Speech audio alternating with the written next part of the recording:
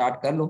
तो कल्चर के हवाले से याद रखिएगा, कल्चर का क्वेश्चन पेपर का ऐसा क्वेश्चन होता है जिसका आंसर पहले से मौजूद होता है, और उसको सही ना लिखने से नंबर जो है वो कम या ज्यादा होते हैं। ठीक है जी।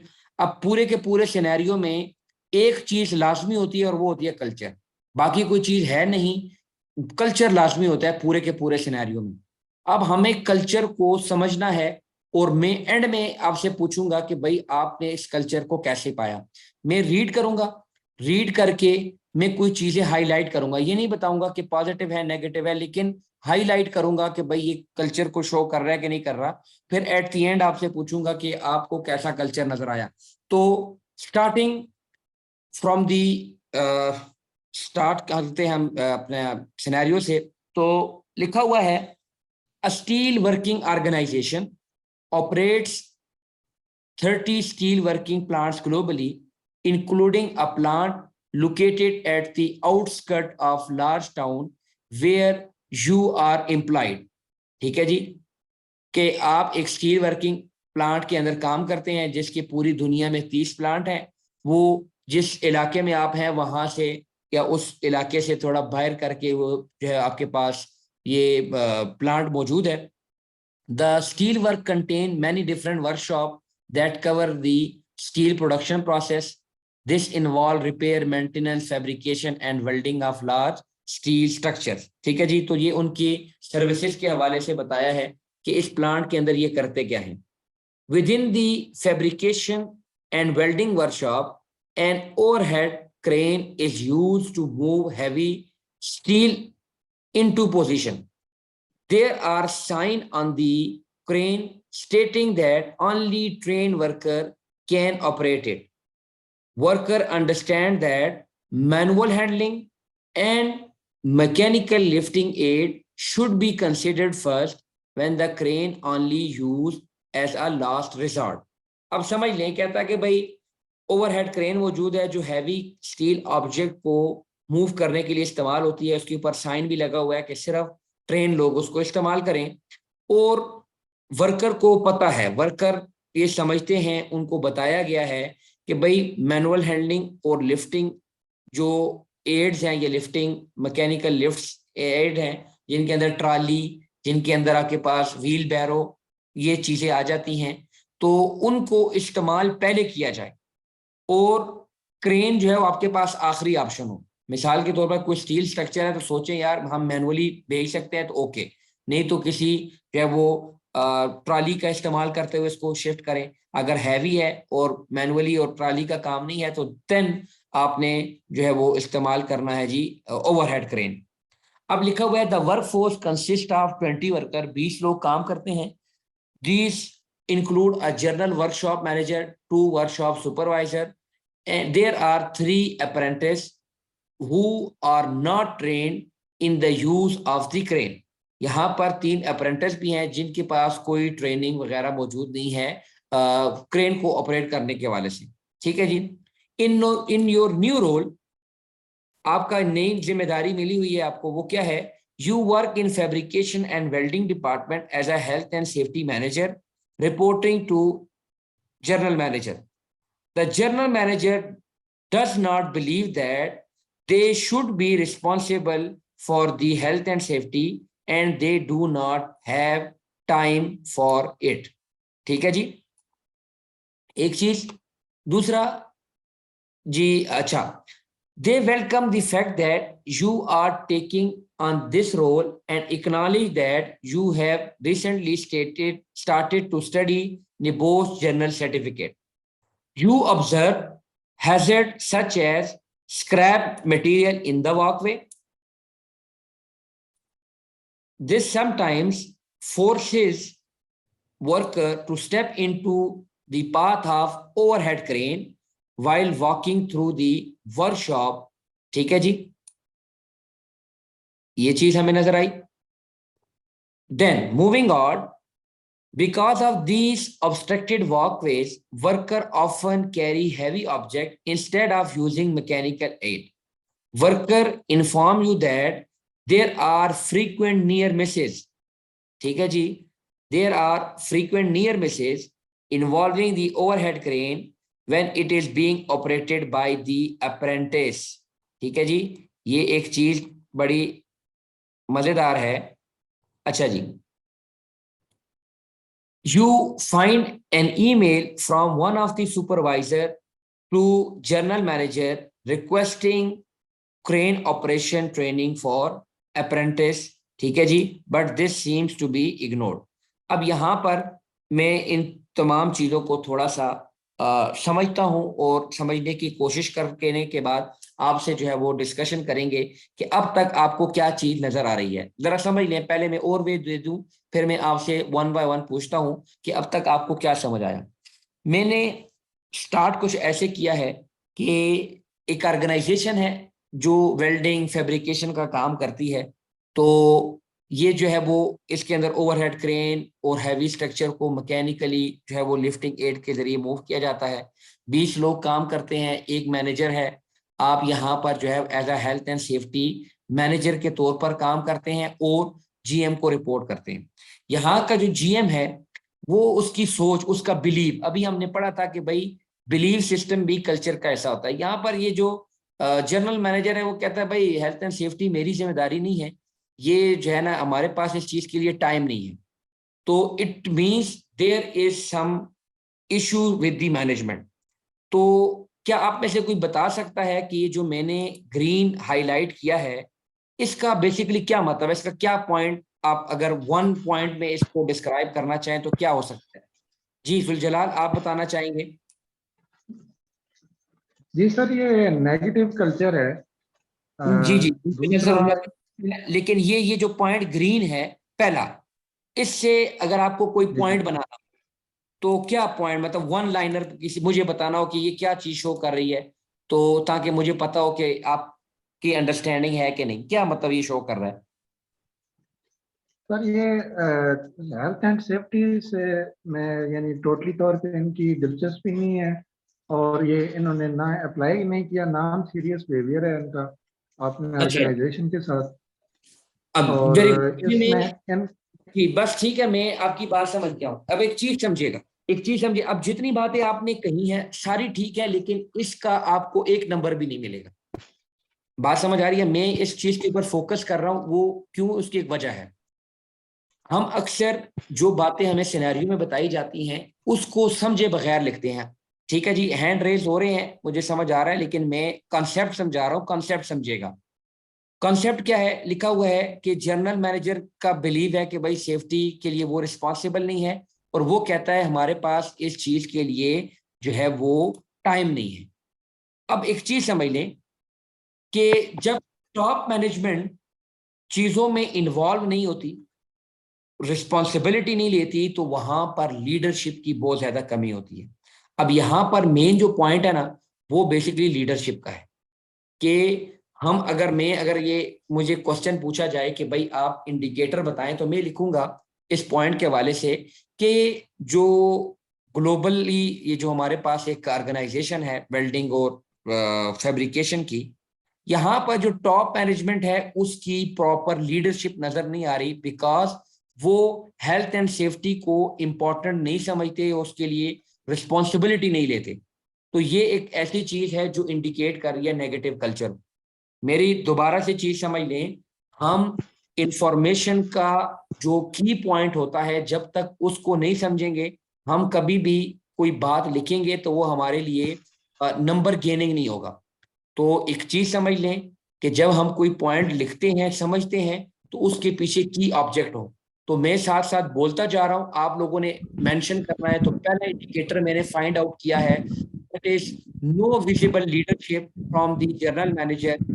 यदि विजिबल लीडरशिप नहीं है, अब क्वेश्चन को जब आप लिखेंगे आंसर को, फॉर एग्जांपल, तो आंसर में आपने मेंशन करना है कि भाई ये जो कंपनी है या ऑर्गेनाइजेशन में टॉप मैनेजमेंट की तरफ से विजिबल लीडरशिप नहीं है, क्योंकि वो सेफ्टी को जो है वो अपनी जिम्मेदारी नहीं समझते। दैट इज इट, ये पूरा पॉइंट हो गया, जिसमें से मेन जो हाईलाइटेड बात है वो विजिबल लीडरशिप का ना होना। तो ये पहला पॉइंट है जो हमने हाईलाइट किया। सेकेंड इंपॉर्टेंट थिंग इज, अब मैं आपको बता दूं कि हमने नेगेटिव कल्चर ढूंढना है बेसिकली। अच्छा जी, नीचे लिखा हुआ है यू हैव ऑब्जर्व हैजर्ड। अब हैजर्ड को ऑब्जर्व करना और उसका मौजूद होना ये कोई गलत चीज नहीं है, ठीक है जी। मिसाल के तौर पर मेरे सर के ऊपर अभी पंखा लगा हुआ है छत के ऊपर, ये भी हैजर्ड है। अब ये हैजर्ड है तो हैजर्ड का होना कोई बुरी बात नहीं है, हर ऑर्गेनाइजेशन में हैजर्ड होते हैं, लेकिन वो हैजर्ड हार्मफुल है, ये हमारे लिए जो है वो खराबी होती है। लिखा हुआ है you have observe hazard such as scrap metal in the walkway. अब वॉकवे ऐसी जगह है जहां से लोगों ने गुजरना होता है और वहां पर स्क्रैप मेटल पड़ा हुआ है, तो यहां पर हमें नजर आ रहा है there is no proper housekeeping, कि इस ऑर्गेनाइजेशन के अंदर हाउस कीपिंग का कोई रुझान नहीं है और मटेरियल जो है वो वॉकवेज के ऊपर जो है वो स्कैटर्ड मौजूद है, ठीक है जी। That is the second indicator जो हमें बता रहा है कि इस ऑर्गेनाइजेशन के अंदर जो है वो कल्चर प्रॉपर नहीं है, ठीक हो गया। क्योंकि लोग स्क्रैप मेटल की वजह से जो है वो ओवरहेड क्रेन के रास्ते में चले जाते हैं, तो इनको आपने कंबाइन करके हम लिख सकते हैं, ठीक है जी। अब लिखा हुआ है कि वर्कर ने आपको बताया यहां पर बहुत ज्यादा नियर मिसेस होते हैं, तो नियर मिसेस का होना फ्रीक्वेंटली ये भी हमारे पास नेगेटिव इंडिकेटर है, ठीक है जी।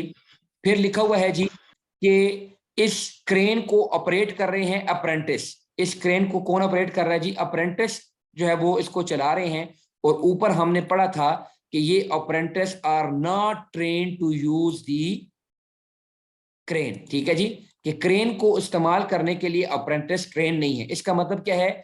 इनकॉम्पिटेंट लोग जो है वो मशीन को ऑपरेट करते हैं, that is basically the indicator कि इस ऑर्गेनाइजेशन में इनकॉम्पिटेंट लोग हैं या अनट्रेन्ड लोग हैं, या इनकॉम्पिटेंट ज्यादा अच्छा वर्ड है कि इनकॉम्पिटेंट लोग हैं जो क्रेन को इस्तेमाल करते हैं, ठीक हो गया जी, जबकि उनके पास प्रॉपर ट्रेनिंग भी मौजूद नहीं है, that is showing the negative indicator.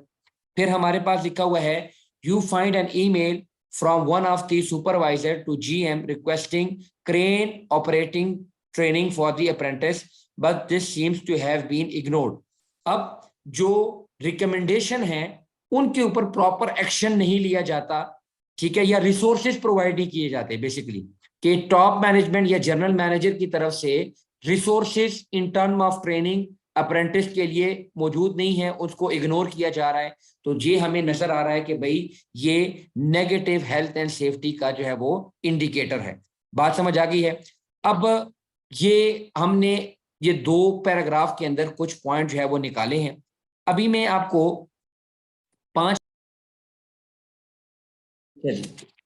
हमारे पास इंफॉर्मेशन कुछ ऐसी है कि अभी आपने पढ़ा कि भाई कोई भी written record of near misses मौजूद नहीं है, तो दो रिटन रिकॉर्ड के हवाले से जिक्र था पहले पैराग्राफ में, एक कंप्लेन के हवाले से है और दूसरा नियर मिस के हवाले से हमारे पास रिटन रिकॉर्ड जो है वो मौजूद है, ठीक है। तो उसकी तरफ अगर मैं आपको लेकर चलूं तो हमारे पास पहला पॉइंट जो इंडिकेटर है, मेन चीज समझे, पहले आप अपने पास मेन मेन पॉइंट लिख लें कि भाई क्या बन सकते हैं, फिर उनको हम कैसे जो है वो डिस्क्राइब करते हैं, ये चीजें इंपॉर्टेंट है। तो हमारे पास no records of near misses and complaints, ये एक हमें नजर आया है जी। और वर्किंग कंडीशन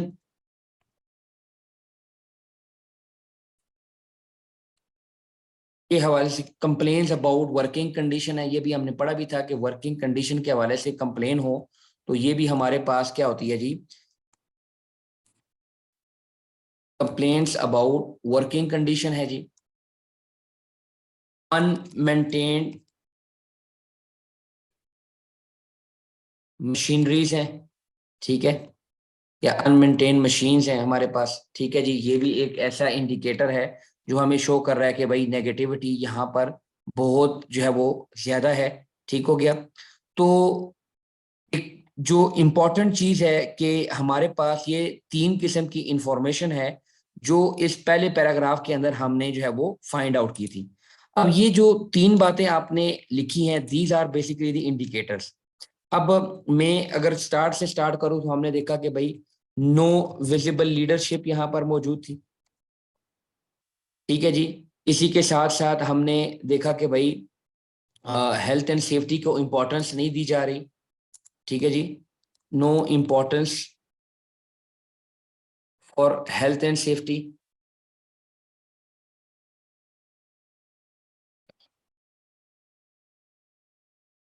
अच्छा जी, इनकॉम्पिटेंट स्टाफ है जी। कॉम्पिटेंट का मतलब होता है काबिल, इनकॉम्पिटेंट का मतलब होता है कि भाई काबिल लोग नहीं है। इनकॉम्पिटेंट अप्रेंटिस जो है हमारे पास मौजूद हैं। ठीक है जी, इसके अलावा हमने और क्या चीजें फाइंड आउट की हैं जी, कि नियर मिसेस बहुत हैं, फ्रीक्वेंट नियर मिसेस होते हैं। ठीक है जी, ये एक हमारे पास जो है वो इंडिकेटर था। ठीक हो गया जी। इसके अलावा सुपरविजन की कमी है, लैक ऑफ सुपरविजन है, क्योंकि स्क्रैप मटेरियल मौजूद होता है, लैक ऑफ सुपरविजन। इसी के साथ साथ नो एलोकेशन ऑफ रिसोर्सेज, ये जो रिसोर्सेज हैं इनकी एलोकेशन नहीं है। अब ये हमने तकरीबन कितने बन जाते हैं पॉइंट, जरा मैं इसको लिख लूं अपने पास, तो 9 पॉइंट है। ये 9 पॉइंट हमने, इसमें एक दो और भी है, लेकिन ये 9 पॉइंट ऐसे हैं जो अभी हमने सिर्फ 3 पैराग्राफ से निकाले हैं। अब ये जो प्रॉपर वर्डिंग है, ये बेसिकली हमारे पास एक इंफॉर्मेशन है जो इंडिकेटर को शो कर रही है। अगर मैं इसको लिखना चाह रहा हूं तो मैं आपको एक पॉइंट, ये नो विजिबल लीडरशिप का है, इसको मैं लिख कर बताता हूं कि भाई कैसे नो विजिबल लीडरशिप है। तो वो हम देखते हैं कि भाई इन दी ऑर्गेनाइजेशन,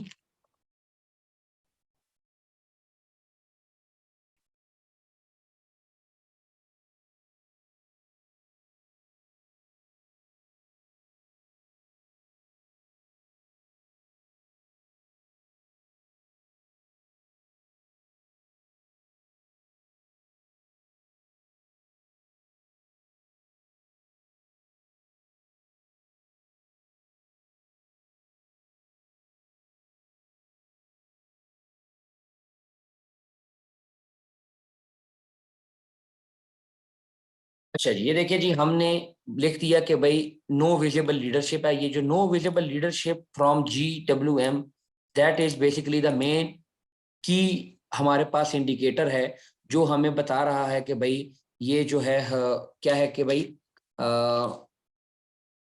GM की विजिबल लीडरशिप नहीं है, और हमने उसको सिनेरियो के साथ कनेक्ट कर दिया है। अब यहाँ पर एक चीज समझें, ये जो नो इम्पोर्टेंस है कि भाई, इस तरह भी आपने पढ़ा कि भाई लोगों को फोर्स किया जा रहा है कि वो क्या करें, कि भाई ज्यादा सेल्स के ऊपर काम करें और सेफ्टी को इग्नोर करें। ठीक है जी, उनको शॉर्टकट के हवाले से बताया जा रहा है। इट मीन्स के सेफ्टी की तरफ इनकी इंपॉर्टेंस बहुत ही कम है, या प्रायोरिटी नहीं दी जा रही इनको। ठीक है, उसके हवाले से लिखा। फिर इनकॉम्पिटेंट अप्रेंटिस है कि भाई there are incompetent apprentices who are not trained for using the crane or operating the overhead crane, जो भी है तो वो आप लिखेंगे, तो that is indicating the negative culture।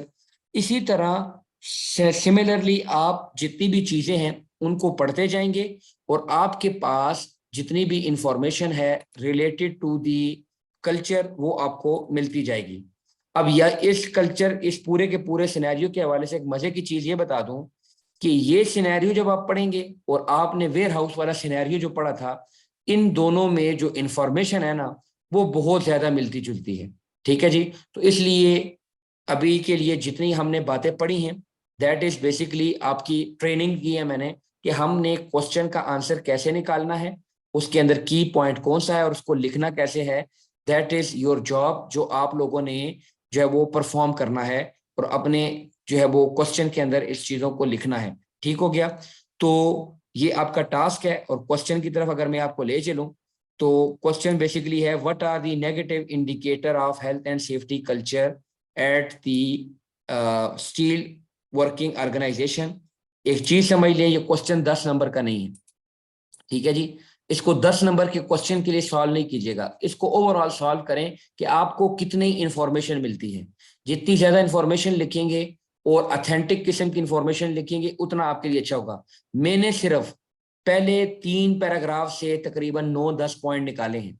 It mean there are a lot of information in that scenario, जो आपको नजर आएगी। सिर्फ ये तीन जो पहले 3 पैराग्राफ हैं, इसमें से मैंने नो नेगेटिव पॉइंट निकाल लिए।